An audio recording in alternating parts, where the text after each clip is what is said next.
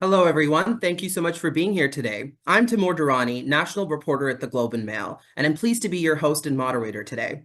Before we get started, I would like to acknowledge that the land on which the Globe and Mail headquarters is situated is the traditional territory of the Wendat, the Anishinaabe, Haudenosaunee, the Métis Nation, and the Mississaugas of the Credit First Nation.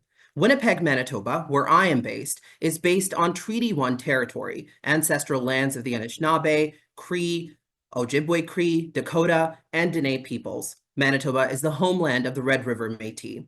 We're grateful to have the opportunity to work and live on this land. Over the next hour, we'll explore AI storage solutions, emphasizing the challenges and opportunities businesses face when managing and storing vast amounts of data, particularly in the context of AI applications. Today's event is presented with support from IBM. We are pleased to have a representative from IBM on our panel today, along with other speakers who are sharing their views independently.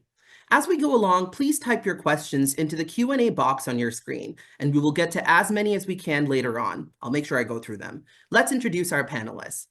First, we have Mark Mondesir, Managing Director of Equinix Canada. Next, we have Madison Savelo, Director of Corporate and External Affairs at Carbon Upcycling Technologies. We also have Matt Berenjak, General Manager of the Hybrid Cloud Platform team at IBM Canada. Last but not least, we have Viet Vu, Manager of Economic Research at the DAIS at Toronto Metropolitan University. Welcome, everyone, and thank you for being here. Let's jump right in.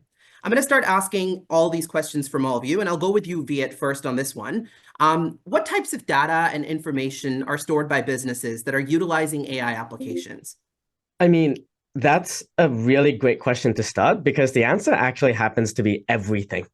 Every time you interact with a business, that generates data. Data about yourself, data about the transaction, the stuff that you buy, all of that ends up being stored by businesses. Now, the key part here is not necessarily which data businesses collect to sort of use AI applications in, but in fact, how many businesses actually utilize all of the data they collect for AI application. And it turns out it's not much right now in Canada. It's only about 6% of businesses across Canada that has actually integrated AI into their main business function. And so there's a lot of data that businesses collect that they can make use of, but they just haven't yet. And so I think we can talk a lot about, in fact, how businesses can be taking that opportunity in utilizing a lot of data to make sort of their customers' life easier and to serve customers better as well. Mm-hmm. I want to, Madison, I'm going to ask you this. To understand the scale, how much how much data do businesses typically store for AI applications? I mean, that's a really great question. I'm probably not the best one to answer this, as I'm more on the data center building side of things. But I can say that the market reflects a lot of, I guess, the interest and the need for us to be storing data in this sector. And we do know that it's going to grow, at least the data center construction portion of this, to $370 billion by 2030. So if that gives any context to the amount of data that needs to be stored as it pertains to the physical locations that we actually have to store this data, that really, I think, speaks to the volume that we're getting to here. Mm-hmm. Matt, Mark, do you want to jump in on this one? Give us a just sort of understanding of the scale. How much data do businesses typically store for AI applications? How about you, Matt? I'll go with you first and then Mark after. Yeah, I can. Yeah, and I think the answer is it really depends. And because we see small models, small AI models that could use in the terabytes of data for their main unstructured data pool.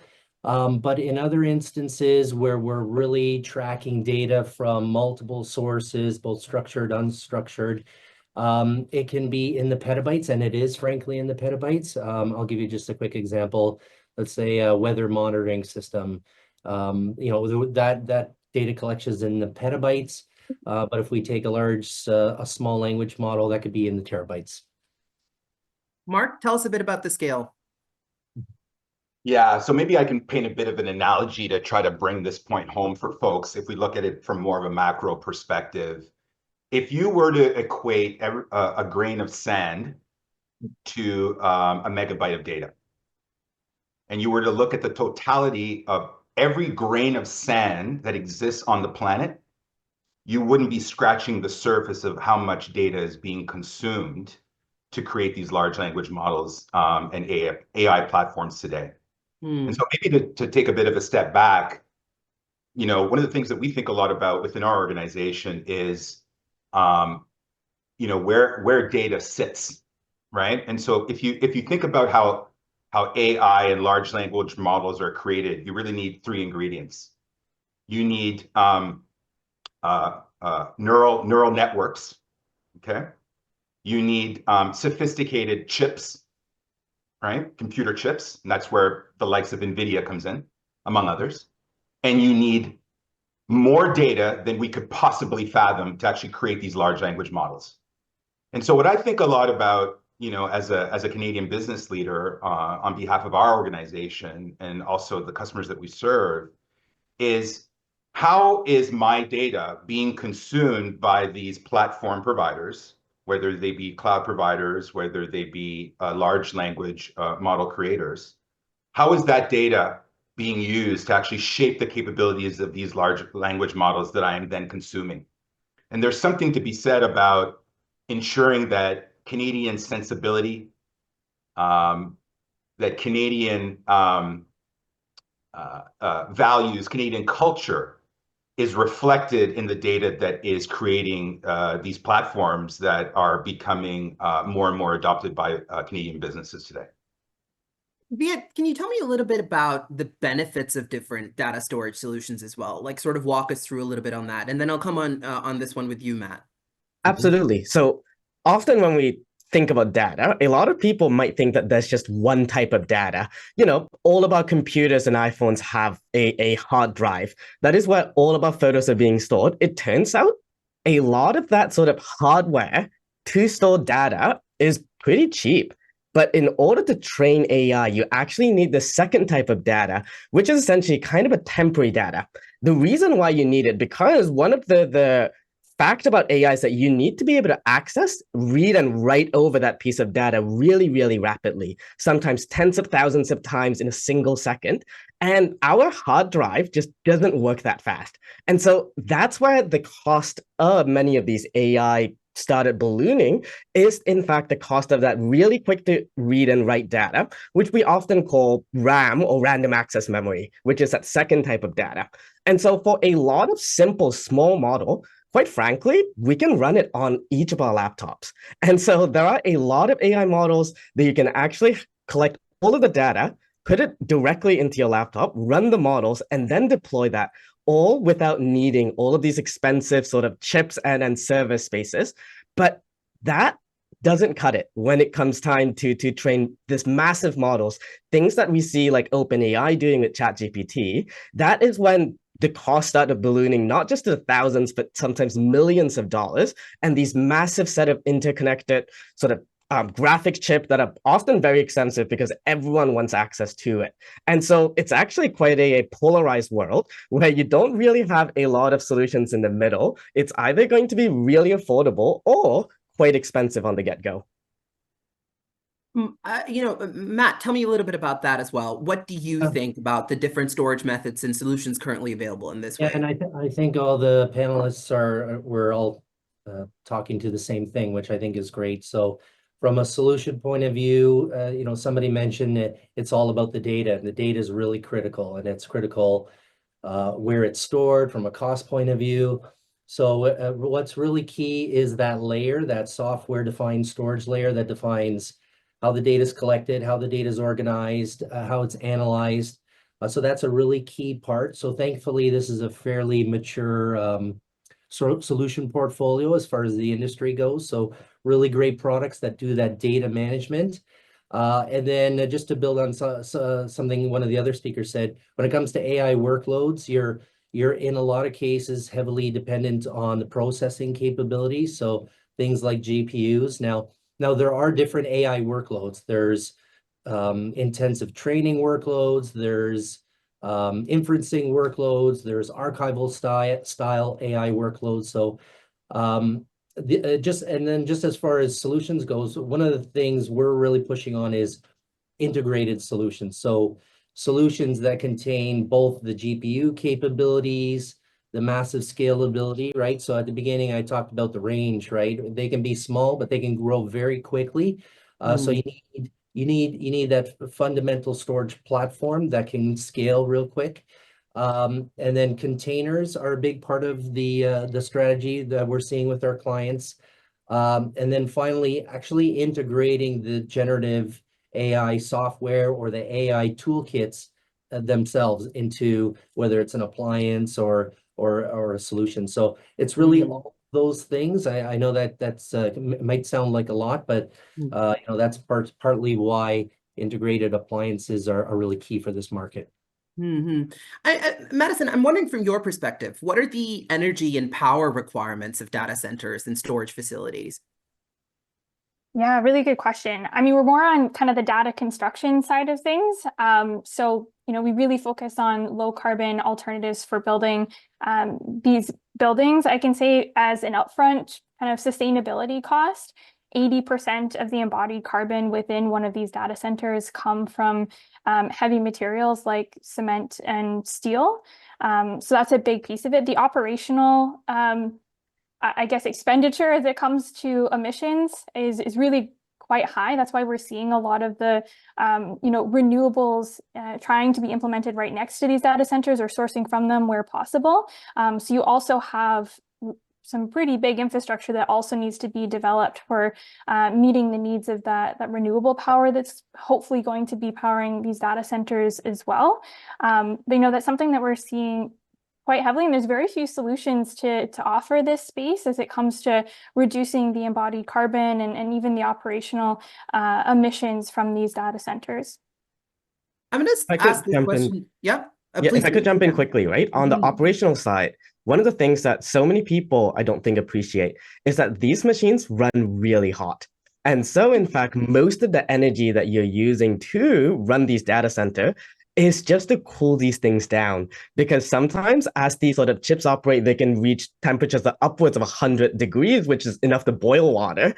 And that's going to melt things if you don't cool them down quickly. And we're actually seeing the fact that much of these AI data center is kind of driving up energy demand to the extent that in the States, we're actually seeing nuclear power plants being refired specifically just to meet that energy demand, which to many should feel quite ridiculous because nuclear energy is one of those solutions that just generates so much energy, and they actually have to resort to that to power and cool many of these chips. And so it's actually a lot. And as we know in Ontario, where I live, energy and in fact the shutdown of nuclear energy has been a public policy conversation where in fact a lot more natural gas plants are being refired. And if Canada is to invest in all of these sort of technical capabilities to train things, we also have to make really smart decisions about where that electricity is going to come from. We're naturally getting to this question anyway, but I want to make sure that, because I think you were nodding along to this, Mark. Do you have anything to add on this one as well from a policy perspective? What we had said there? Yeah, absolutely. Viet just nailed it. I'm really glad that you sort of framed up the conversation in that way, Viet. Because power is probably the single biggest point of vulnerability in this whole kind of AI supply chain. And so what you have is a lot of service providers and customers, in fact, that are investing in this technology that are taking a power first approach, right? So rather than being married to a workload, living in a very specific geography or in a very specific physical location, the consideration now is where is the consistent flow of clean energy available to that data center, right? And again, just to put things in perspective, I'd like to kind of break them down into sort of simpler terms.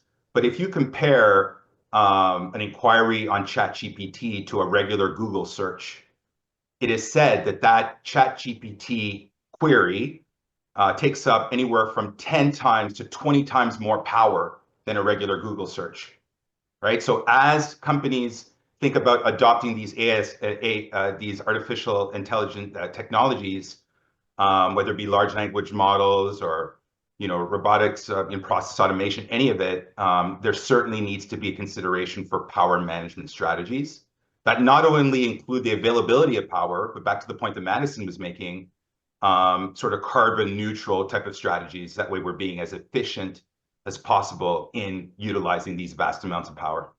I'd also add too that Canada put out their sovereign AI compute strategy, which very heavily focused on kind of supporting the state-of-the-art infrastructure that we need to see to make our goals possible within this space, but that's also tied towards Canada's net zero targets. So that does need to be coupled, right? Those two strategies have to go hand in hand. I'm going to ask you this. This is exactly what I was going to ask you guys. What kind of role do you think government has to play in supporting AI storage infrastructure in this way? Madison, how about you sort of continue with what you were saying there? What kind of role do you think the government has to play there? I mean, I'll leave it to the others to talk about, I guess, specific treatments of AI and data. But I will say one of the big things that we're seeing, especially with some of the political changes lately, is first of all, the domestic manufacturing component being a really heavy piece of strategy going forward, both economically and politically. I think the sustainable procurement will be a massive component of this as well, and any sort of targets to reduce, first of all, the embodied carbon and actually constructing these data centers and the infrastructure that needs to support this growing field, but even the operational emissions and work going forward. So I think the sustainable procurement piece will be huge. And then kind of tied to that is also, the local sourcing of materials that need to go into these. So that actually can be kind of slightly tied to the renewable energy component. But even the materials that we're seeing drastically dwindling, like we're seeing some pretty big shortages in critical materials that would actually be needed to make these things possible. So I think if there's ways for us to utilize like a waste to value model or looking at alternative sources of materials to put these in place, I think all of that can be really underpinned with government support. Matt, do you have anything to add on that from a government perspective? I was going to more focus on the point on power, right, and some of that. But like for example, one of the things that we recommend from a best practice point of view is there's different opportunities to put the AI workload and the AI storage on different types of storage. And on the one hand, you'll get very high draw power on certain types of storage, and then very low draw on other. And I'll give you an example. On some types of storage, we'll actually have the storage be able to power down, right, and when not in use. So I'm just trying to give examples. And then the other thing I'll mention just real quick is a lot of times what we'll see is deployment or training of a model in one environment, but then shifted to another environment after. So, like an example could be, okay, you build it in a cloud that has, let's say, unique power sources, but high GPU requirements, and then you can move that model to on-prem or at the client's cloud environment and a lot lower power there. But yeah, so I just want to make that comment on that power piece. That's great, Matt. Totally. Viet, how about you tell me first a little bit about this as well from a government perspective, Yeah, and absolutely. you, Mark, especially Viet, what I'm particularly wondering here is if you can sort of elaborate on how Canada, when we compare ourselves to other countries regarding this type of adoption, how are we comparing in that way? Yeah, absolutely. So in approaching this question, I'm sort of setting 3 ways in which the government of Canada really can be thinking about this, right? The first way is just legitimately acknowledging the fact that oftentimes Canadian researchers and Canadian entrepreneurs don't have domestic access to computing power.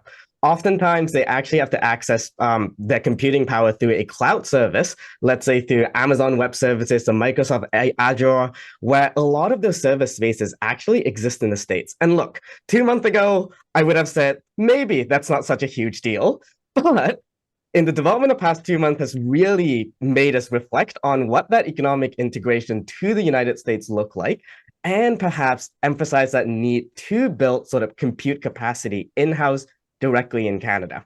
So that's number 1. Number 2, there's a role that Government of Canada can play, and there's a role they can't play. They can play a role in building the publicly accessible high computing power. And so these are your sort of supercomputers that a lot of researchers, a lot of public body use, let's say, to model the climate. But ultimately, that is not going to be enough. in order for us to be actually competitive in this sort of computing space, that $2 billion that was announced right before Parliament prorogued, and so we'll see what the fate of that looks like in the next couple of months, is going to be peanuts in the amount of investment that we actually need. And so the government of Canada, not only do they need to invest directly, they also need to catalyze private sector investment to actually match the level of investment we're seeing in the United States, which, by the way, just on the government expenditure is actually 25 times the size at $50 billion. Well, I think, no, it's actually 500 billion. And so it's actually 250 times the magnitude. And so that's what we're up against. But then there's a third component, which is equally important, which surrounds the idea of governance. All of these data are likely going to be sensitive. It identifies people. It deals with people's financial health. It literally deals with people's literal medical health. And so there are a lot of sensitive data, and the government also has a role to play in figuring out, allow users, how do you deal with the cybersecurity implications of who gets access to these data? How will these data be sort of safe and secure, especially in an age of we're seeing increasing level of foreign interferences and perhaps other actors who are clamoring to get access to Canadians' data? And so those are the three areas in which I see the government of Canada having a massive, massive role to play in this. Mark, do you want to add on that? Tell me a little bit about that, because, in terms of the critical things that, businesses need to be aware of, where do you think from a government perspective we're at with that and how we're comparing to other economies around the world?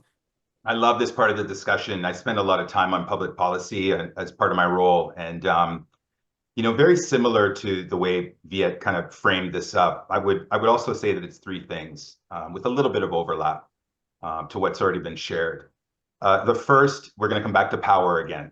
So you talked about comparisons to other geographies. The amount of power dedicated to data centers, where a lot of this compute sits, right? Whether it be data centers owned by cloud providers, or data centers owned by providers like Equinix, or the data centers that our customers invest in themselves. 2% of total electricity distribution in the European Union is dedicated to data centers. 3.5% of electricity distribution goes to data centers in the United States. Close to 4.5% in China. In Canada, it's less than 1%. So it gives you a sense of the amount of investment that's being made from an infrastructure perspective, back to Madison's point. So, the first thing that needs to be said is, I think we need Canada, the federal government needs to play a role in Canada shaping at what we call a national power strategy. Because the reality is that we've got a bit of a tale of two cities in our country. On the one hand, you've got, on the East Coast, Quebec, cheap power, very inexpensive. But there's a lot of scrutiny in terms of how and where that power gets distributed. Okay. And on the other hand, you have Alberta that is taking more of if we build it, they will come. There is an appetite for joint ventures to invest in data center infrastructure. So you've got disparity in terms of how we think about power in this country. So a national power strategy would be critical. The second thing I would say is declaring data centers as critical infrastructure, right? So we all know these large language models, AIs, clouds, all these concepts. As I said earlier, they sit in computers. These computers sit in data centers, right? And so not recognizing data centers as critical infrastructure when our entire societies, our economies, our way of life sits within this technological capabilities is I think a miss. So that's the second thing. The third thing I would say, it's a little bit more complicated to explain, but I'll see if I can net this out. And I put it under the umbrella of AI sovereignty or data sovereignty. And it's this notion that, and I think Viet, you touched on it to a certain extent, Canada needs to play more of a role in the creation of these large language models, the creation and not just the consumption. So this idea of regulation, right? Similar to the way that the European Union's approach to regulation has been the regulation of consumption. Very much an emphasis on the regulation of consumption, and that's where data privacy laws comes in, et cetera. The double-edged sword of that, or the implication of that, is that it can have a tendency of stifling innovation.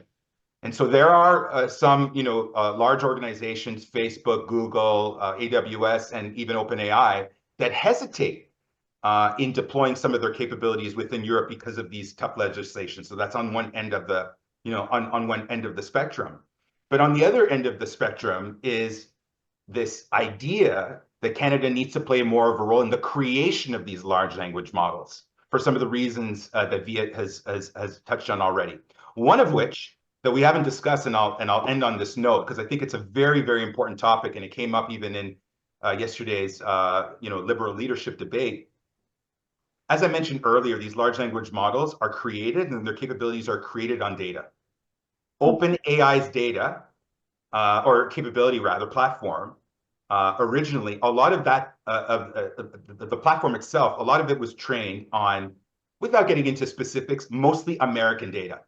So if you think about it, right, this may be Canada's Canadian content moment as it relates to artificial intelligence, because the data that these platforms is trained on very much dictates the information that the platform will deliver to its users, right? So think about it. If a platform is built on American data, then there's a high likelihood that the answers and the context that the platform is sort of giving back to the end user will be very American centric. And so in the same ways that we have laws and policies that protect our media, and so that a certain portion of our media reflects Canadian content, Canadian sensibility, Canadian culture, is in the same way that our governments need to be putting policies in place so that as large language models are created, they're taking into account those sensibility. And so that $2 billion, I hope that there is consideration, and we certainly have been providing our point of view on this, but I hope that there is consideration in ensuring that Canadian content angle is taken into account. Totally. Madison, even in Canada, from an environmental perspective, there's a lot of things for us to consider, right? So can you tell us a little bit about, for AI storage facilities here, what are some of those impacts that you think in Canada we need to be considering as well? Yeah, I mean, from the perspective of the data centers, like I said, like the biggest component of that is going to be the initial build, and the embodied carbon of that can be, up to 80% contributed from the cement and the steel that is used within it. These are very difficult to decarbonize materials. There's few alternatives that you can actually implement to reduce that. And if this sector is growing, like I said, we're expecting about $370 billion to go into data center construction by 2030. Typically, the construction costs are very heavily weighted towards the materials. It can kind of create this picture and this story of how much we're actually going to be using. And I'll note too, just because a lot of the decarbonization that we're seeing in kind of heavy material space, we're actually seeing a big shortage of these. And so within Canada, I think if we're trying to create this world where we are doing domestic manufacturing, where we are sourcing materials locally and creating this circular economy model that produces really high quality products, all of that can be used within the data center model too. And it becomes this excellent use case for really high performance materials that are low carbon. I will say too, I'm really excited about actually some of the use cases of generative AI in this space in particular, more so for the solution finding. So I know there's a couple Canadian companies that are using AI right now to kind of optimize biopolymers and finding novel materials that, we can kind of predict the output of where they can go. I think a big space that's kind of blocked right now is the specifications world. So if we can start to predict the performance of materials going forward, we can unlock a whole industry for low carbon materials, and that's really exciting. Matt, can you tell me, because I'm really curious about this too, from, a driving, needs perspective from your clients, what are they, when they're consulting with you, what are they telling you about this? So a couple things, and I just want to address kind of some of the other points as well at the same time, right? The question of preparedness and adoption, and particularly from a Canadian perspective. So our IBM Institute of Business Value, we've got some stats that only 16% of our enterprise clients are confident that they're prepared for AI workloads and AI storage. and 27% are unsure entirely. So there's some consideration there. But that's as a technology provider, that's effectively what we're here to work with our clients on. So and I am seeing an improving trend from a Canadian perspective. I think it's similar to cloud adoption, let's say a few years ago, where there was a trend where there was more adoption in the US maybe first, and then Canada came shortly after. So there's some consideration there, just around our adoption pace, that type of thing. The other point I wanted to make is the investment from a government point of view. I think that's really, really key.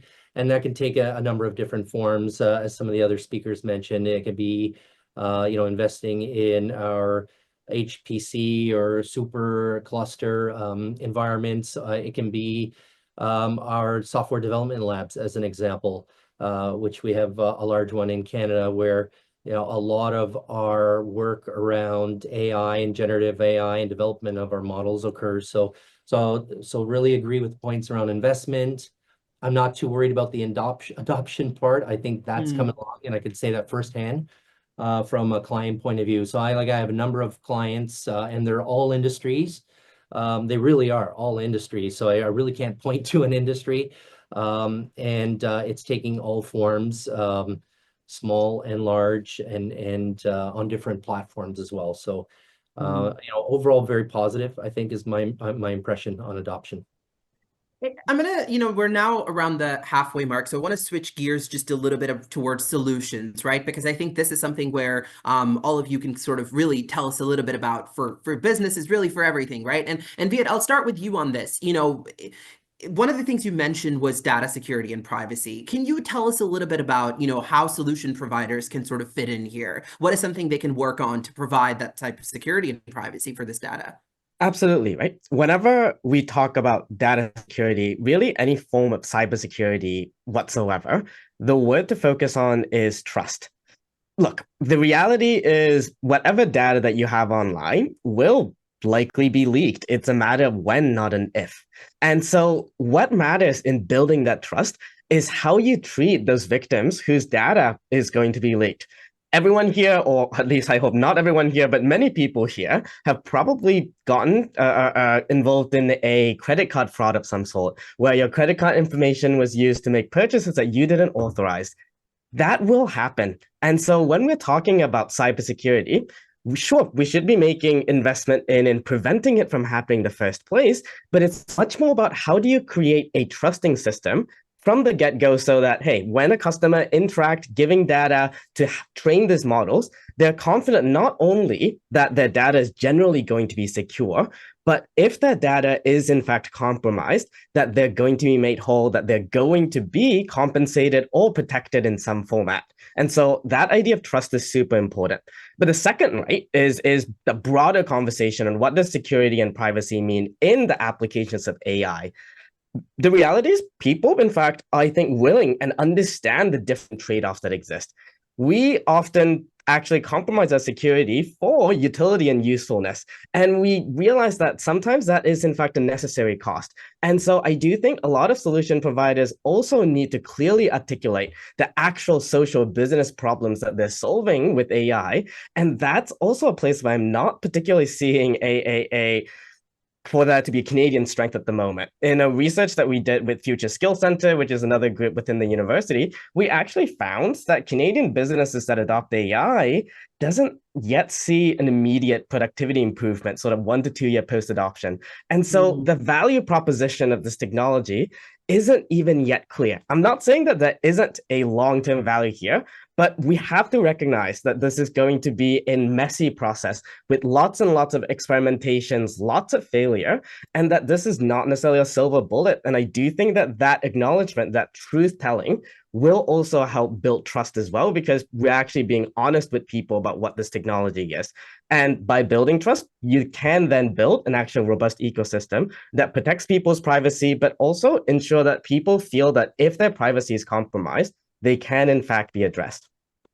Matt, do you have any sort of counter to that point? Can you tell us a little bit about the idea from the solutions perspective, how, data and security could fit in with this, especially from a scalability Yeah, perspective as well? no, I actually agree, right? It is critical. Until we start trusting the workloads, trusting the data, then we won't we won't continue to use it, right, for the right purposes. Now, I think that's improving. That's my personal perception. I could say myself, I wouldn't trust the output of a ChatGPT or something, let's say a year or so ago. But now it's starting to, if I need to summarize something or do something along those lines, then I'll use it, and it is effective, and it gets me what's needed for my purpose. But that's more those are more text oriented things. I think from a enterprises and Canadian business point of view, we really need to put a lot of focus on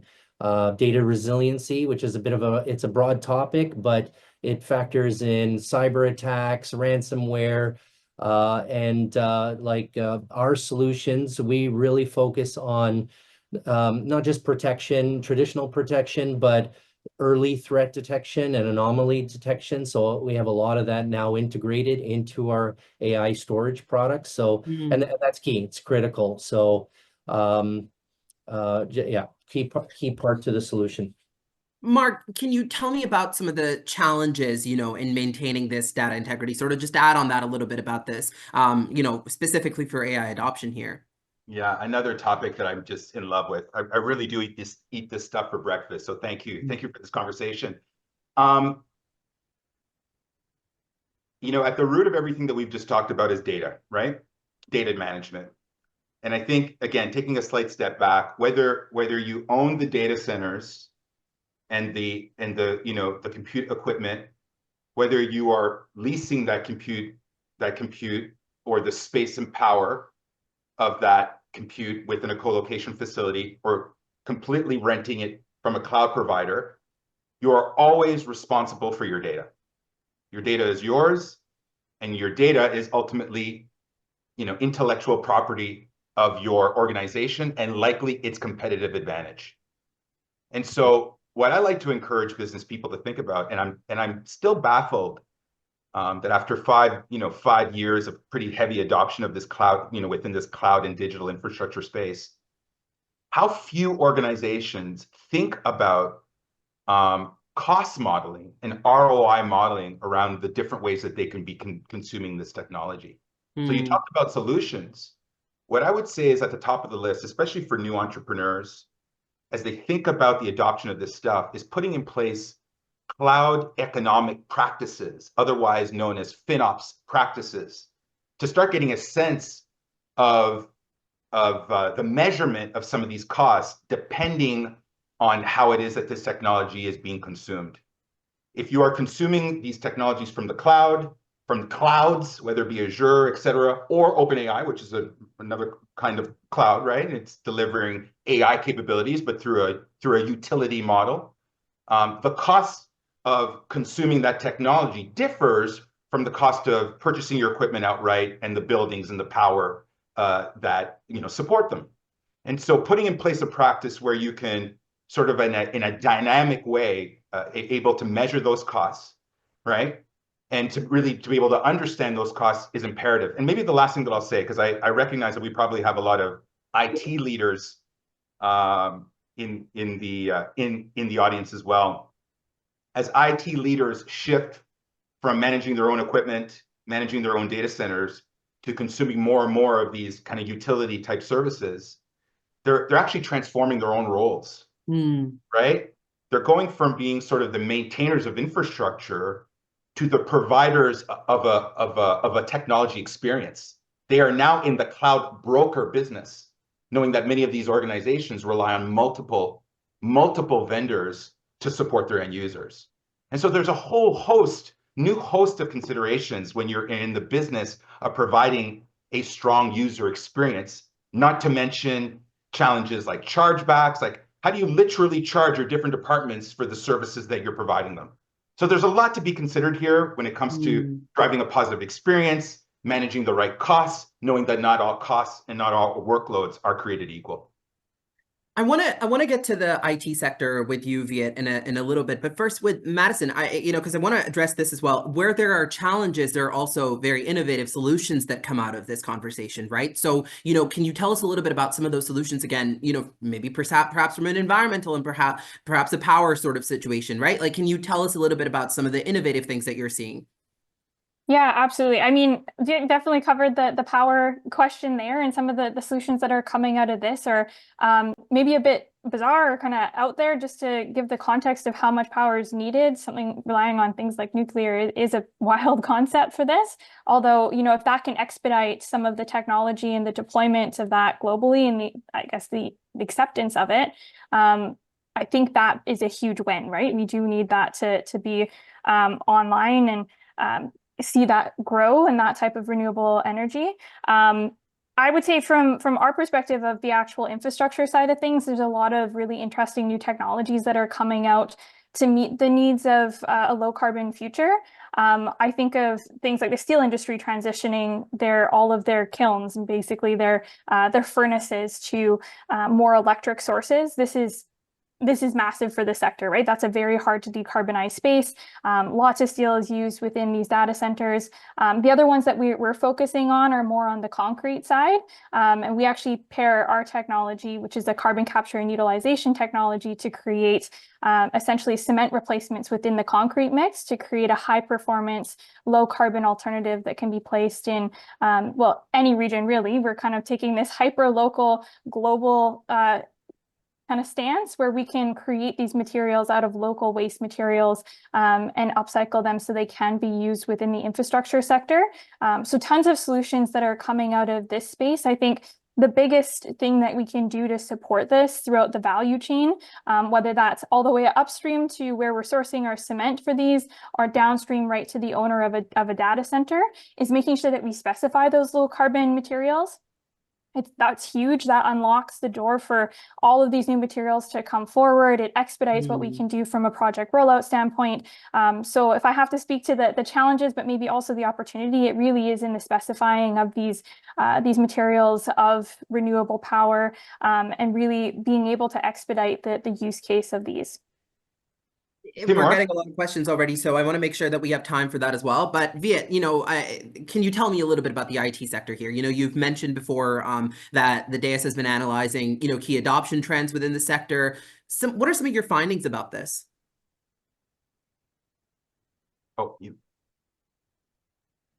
I believe your mic might be off there, Viet. So I'm just gonna Sorry. Yes, great. That's okay. wonderful. Just start right ahead. Yeah. No yeah. worries. No. The way that I think I'm going to answer this question, right, is again to be focused on the goal that we're trying to strive for here, which is kind of prosperity and productivity growth in Canada, so that everyone's lives become better. And so, in that perspective, what kind of investments should we be making? Because we can't invest in every single possible thing. And so here are things that the Canadian tech sector is really great at doing. Number one, the talent that we managed to train in the country is top notch. Just in this year, we now have a Nobel Prize laureate who was recognized for his contribution in advancement of AI that pretty much underlines a huge chunk of all the AI models that are being trained. Jeffrey Hinton, turns out he is in University of Toronto. Another co-author on that project, Joshua Bengio, also in fact happens to be in Montreal, in Quebec. And so we actually have an amazing set of researchers and also new academics and scholars and just talent overall. What we don't do so well on is actually retaining that talent so that they can actually build those solutions. It turns out the moment you go south into the United States, a lot of tech workers actually experience a 50%, that's 50% increase in their base salary. That doesn't count in any sort of non-wage compensations, things like stock options that a lot of tech workers do get paid. This was sort of research that we actually did that took into account all of the cost of living differentials as well, again, with the Future Skills Center. And so the compensation gap, we're likely going to want to invest in solving. In terms of infrastructure, there's absolutely going to be the case that we're not going to be producing microchips, whether that be the GPUs, the latest model that powers the training of these algorithms because there are only one or two countries in the world that make them, and that is in fact the geopolitical interest that they keep those productions in-house. I'm talking about Taiwan, I'm talking about the Netherlands. And so there's a world to which we shouldn't be investing in creating our Canadian chip production capacity, but we should be figuring out how to work with allies to ensure that there is, in fact, enough chips to be building these sort of data centers. There's also a problem in Canada on the application side. Canadian startups is a robust place that has a lot of great ideas. But in fact, a lot of tech companies struggle in scaling their ideas. Once they have a great prototype, once they start introducing that product into the market, they actually have a really hard time scaling their operations to truly become industry leaders. And there's a whole bunch of reasons why, anywhere from investment to sort of the regulatory structure, especially in the competition world that we live in, let's say fintech or health industries. But there is an application side problem to be solving as well. And so I think in this conversation, we need to recognize that, hey, our tech industry, our tech workers are very good at specific things. And those are the things that we should be investing in accentuating. But we shouldn't be essentially investing in every single thing, because Canada continues to be a middle power. It continues to be a small enough country that we just cannot be a superpower and leading the world in every single thing. Totally. As we near, the end of our conversation here, I want to, just look forward before we sort of ask, questions from the audience, which quite a few we're getting. Matt, can you tell us about, the best practices for Canadian businesses looking to manage AI data storage from a future, a look ahead perspective? Yeah, I'd say just from a pure best practice, our clients, the enterprises, they need to focus on building the right technology estate for a lot of the things we just discussed today. They're really key, whether it's the security, the data resiliency, the high CPU requirements, the costs associated with the storage themselves.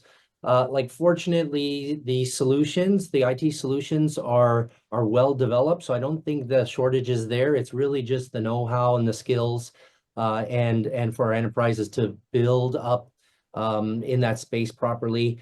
And then again, back to the data, right? We're talking about AI, but AI really can't, it doesn't function without data, without good data and organized data and data in the right place. So management at that layer is key.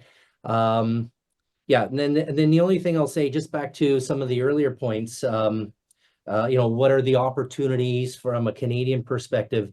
I do think it's the skills. I think Viet hit a great point there. The way I would translate those skills is, okay, they're not just skills, I mean, as far as know-how of the technology, but skills translated into services and solutions, right? So those skills translate into our Canadian enterprises and IT organizations, and then we can develop solutions, AI solutions that are effective and contribute to Canada. So that's key. And then the software development is really key. Viet made the comment that, we don't develop CPUs in every country in the world, but we do develop software, and particularly in Canada. So AI-oriented generative AI modeling is really key, I think. And then this data sovereignty point is really key as well, right? So, and then I hear that from our clients, right? It's not necessarily just a best practice we're influencing, but our clients, our Canadian enterprises are really enforcing the data sovereignty point. So, yeah. Mark, tell me a little bit about that, the future steps for Canada that, Canada should take to advance, such independent sovereign data storage solutions. Yeah, I think I want to build on some of the points that Matt's already made. And so, I think if I just draft off your previous question, there's really three things that I want to land is not all costs are created equal. So invest in a FinOps practice so you can get a sense of what your costing looks like, regardless of the way that you plan on consuming these technologies. I think the second one is go into the investment of these technologies with a data portability strategy in mind, understanding that the capable organization of today, right, whether it be OpenAI, Google, whoever, they may not be the power player in a particular capability tomorrow. So how do I repatriate data? How do I move data from one service provider to another, knowing that that's the currency that drives all of this technology? And the third is, a lot of what Madison's been talking about. I love the way that you're thinking about it, Madison, and the way you're talking about it in terms of the material. I just want to maybe call out that there are a lot of different ways that we can skin this cat. And the way that we tend to think about it at Equinix, one of our key strategies and best practices is offsetting carbon. And so an example that we love to talk about, we love to brag about, is the Paris Olympics. The Olympic swimming pool was heated by Equinix data centers, right? And so the heat that, and Viet mentioned it earlier, these data centers run hot. A lot of the electricity is spent on cooling these environments. Well, there's also an opportunity to take that heat and to offset it to an organization, reducing their carbon footprint and taking advantage of heat that would otherwise be wasted. And so there's a lot of different ways to think about these things, but I would say it's cost modeling, data portability, and power management. Last word on that, Madison, and then via, from from a forward-looking perspective, what do you think about this? Like, what do you think are the future sort of best practices we should be looking at here? Madison, I'll go with you first. Yeah. Yeah, absolutely. No, I love that comment, Mark. And that was going to be another thing I was hoping to bring up is some of the environmental attributes and the sales of those.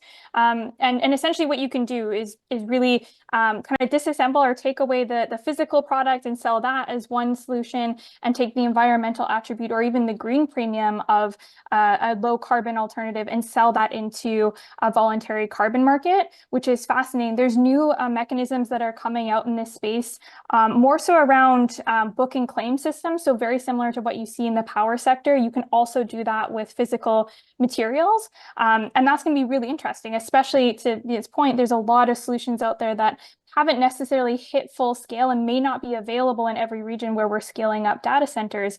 So if we can pour low carbon concrete in one area, or use low carbon steel in another, but claim those benefits, those environmental attributes to the data center in a completely separate region, it really unlocks a mechanism that can really move forward that mission and push the envelope on what we can do for decarbonization. Mm-hmm. And then Viet, before we get to some audience questions here towards the end of it, from a policy perspective, what do you think we should be looking forward here in terms of best practices? Yeah, I mean, I think what we again need to acknowledge is that solutions look very different for different businesses. There's a world to which some small businesses that might be on this call doesn't need to think about server spaces. They just need a filing system for all of their Excel sheets. It is a spreadsheet, it stores data. And so you have to start with figuring out the business problem that you're solving. It turns out if, let's say, your business problem is just keeping inventory of various different things, something as simple as Excel might actually work. But if your business problem is making an enterprise level decision of figuring out how to actually improve customer experience when you're serving tens of thousands, not hundreds of thousands of customers, that's when you're going to look into the specific features that you actually need to answer these sort of business problems. And so as a business owner, you shouldn't start always with the technology, because the technology is just a tool. It exists to solve problems. You have to have a clear articulation of what that problem is first, and then figure out what technology or perhaps non-technological solution might be the right one to solve that. And so I know that we've got some times for the audience questions. I'll leave that there. And that's a perfect note. We've got some really good questions. We've got just a bit of time now before the end. And I want to make sure, so let's keep this a little informal. This one, you guys can jump in, whoever you feels, is able to answer this question, wants to sort of chime in on this one. I want to ask, one of the things that we're getting here, and I'm looking through my phone on this one, is with the rise of DeepSeek and other less demanding models, do we still need so much storage? Matt, I think I see you nodding on this. What do you think of that?